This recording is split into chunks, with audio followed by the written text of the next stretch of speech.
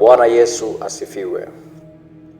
Kwa majina naitwa Onesphori Gabriel. Ni mwalimu wa neno la Mungu. Ninamshukuru Mungu kwa ajili ya kunipa nafasi na uhai, kwa ajili ya kukushirikisha maneno yake.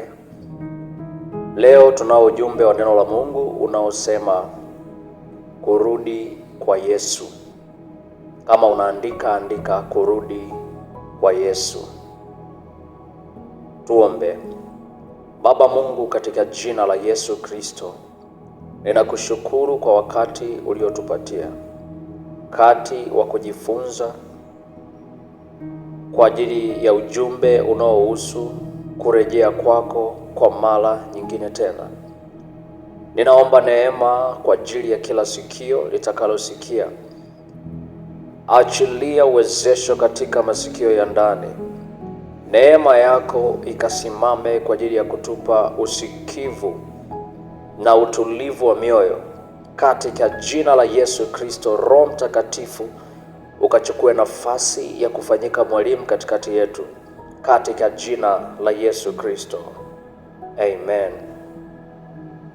Kile kitabu cha Waebrania sura ya 2 mstari wa 3, Biblia inasema, sisi je, tutapataje kupona tusipojali wokovu mkuu namna hii, ambao kwanza ulinenwa na Bwana, kisha ukathibitika kwetu na wale waliosikia. Katika kitabu cha Waebrania, Mtume Paulo anajaribu kuonyesha hali ya wokovu, lakini anazungumza katika wakati kama swali hivi. Anaanza kwa kusema, na sisi je, tutapataje kupona tusipojali wokovu? So inamaanisha nini? Katika wakati wa kurudi kwa Yesu kuna makundi mawili ya watu. Kuna kundi ambalo litapona kwa kuja kwake Yesu Kristo, na kuna kundi ambalo halitapona kwa kuja kwake Yesu Kristo. Na Mtume Paulo amefafanua kwa ajili ya kuzungumza ni namna gani mtu anapona na namna gani mtu haponi. Moja, amezungumzia kujali wokovu. So hii inatupa picha mbili. Moja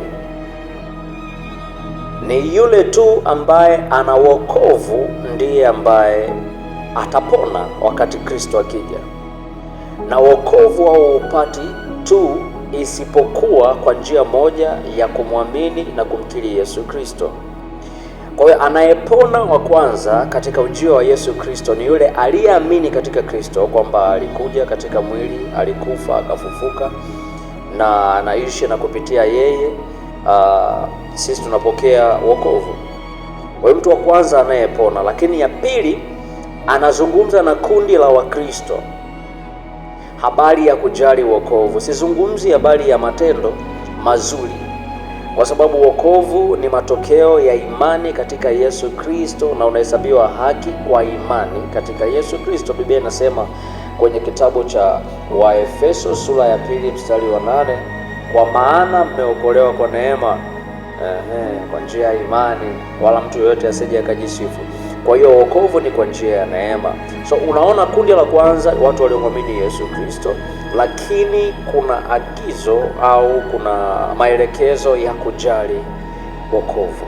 So uponyaji unapatikana katika Yesu Kristo. Imani yako katika Yesu inaweza kusababisha ukapokea wokovu. Basi tuende kile kitabu cha Yoeli sura ya 2, tuendelee kuchimba kidogo tukiingia ndani. Yoeli sura ile ya 2 mstari wa 1, Biblia inasema, pigeni tarumbeta katika Sayuni, pigeni na kelele katika mlima wangu mtakatifu.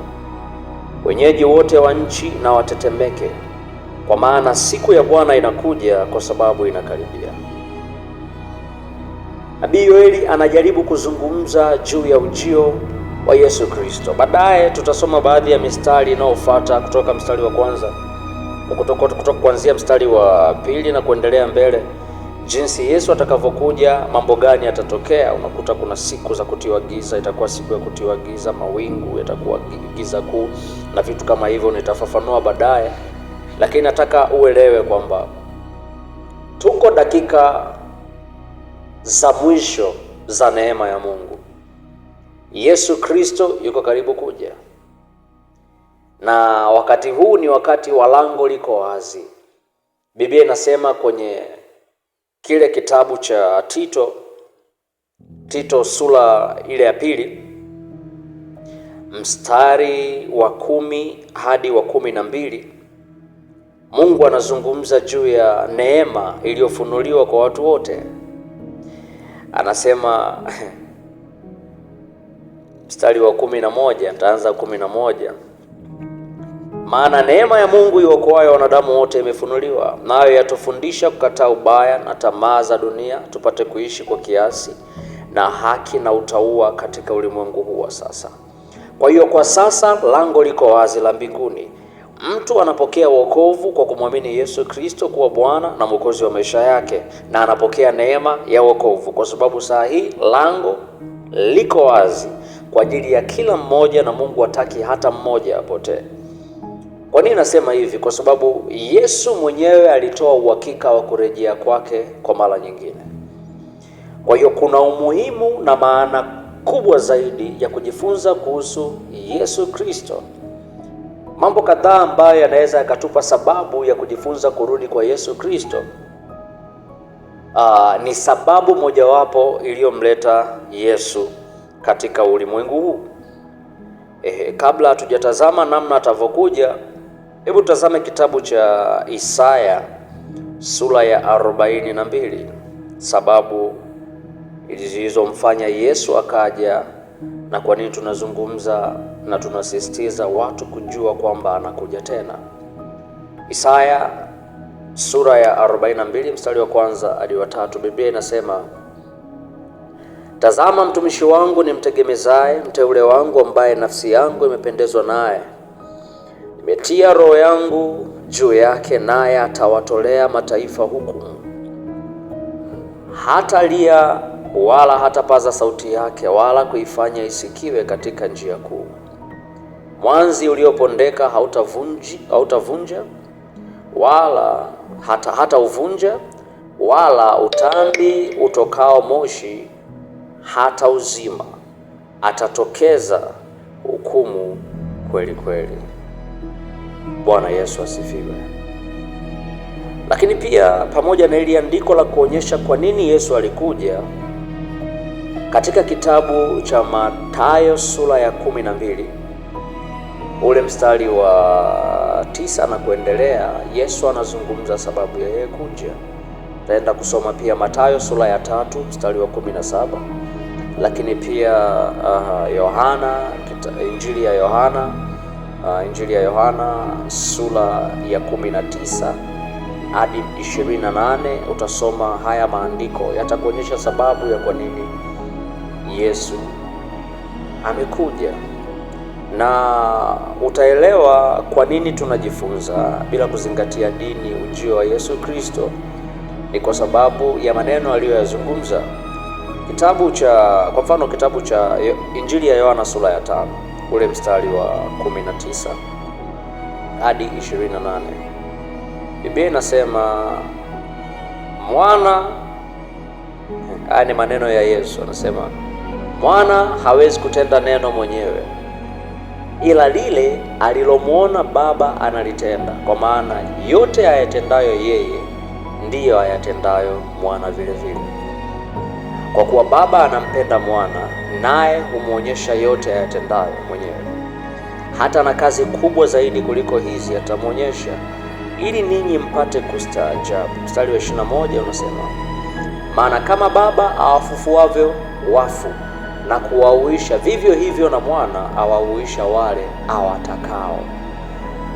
Tena Baba hamhukumu yeyote, bali amempa mwana hukumu yote, ili watu wote wamheshimu mwana kama vile wanavyomheshimu Baba.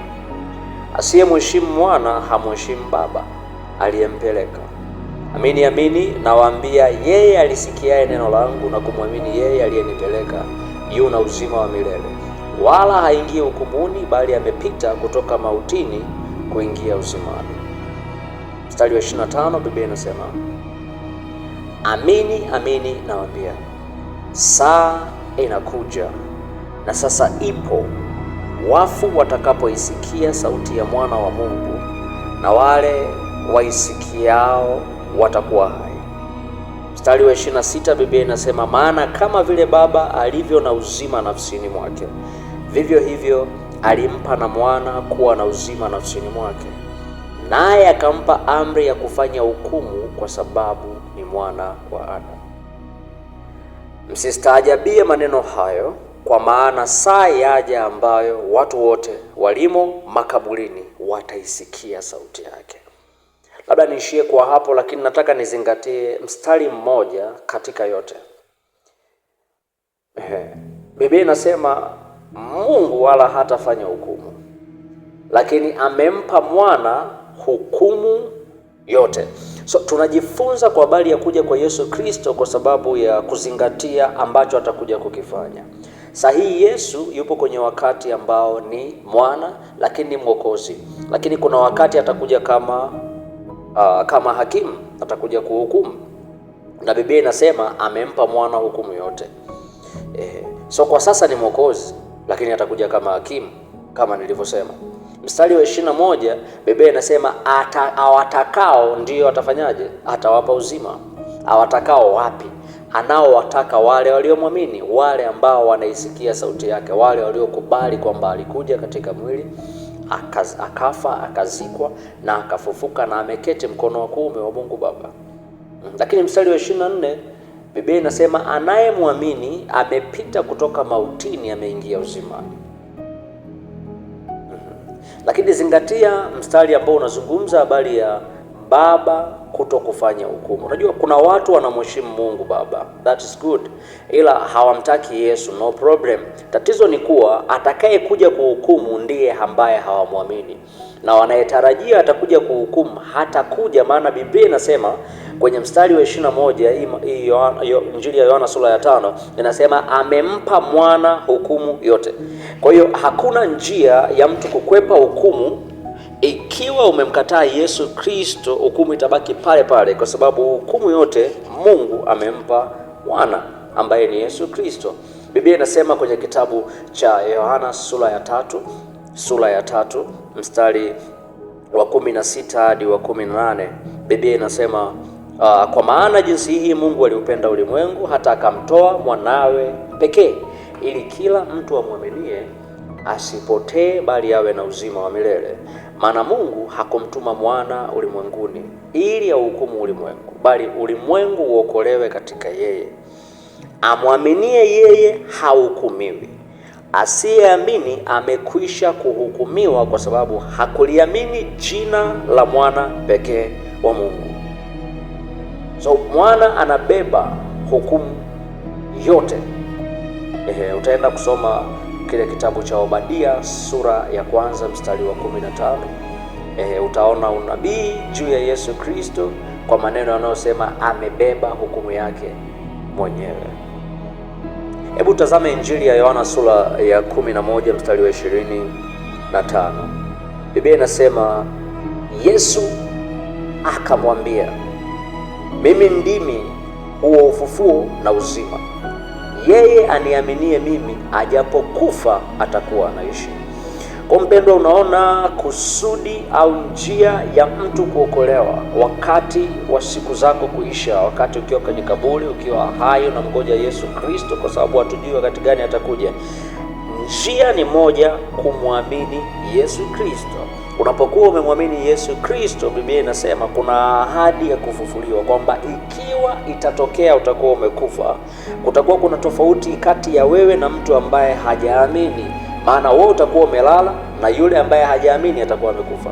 Ndivyo maneno ambayo Yesu mara zote alipokuwa akifufua wafu, hakuwa anamuona mtu aliyemwamini kama mtu aliyekufa, lakini anamuona kama mtu aliyelala, kwa sababu kuna wakati wa kuamshwa kwa ajili ya kuingia kwenye uzima wa milele. Haleluya. Na wakati huu ningependa tutazame kidogo kuhusu unyakuo.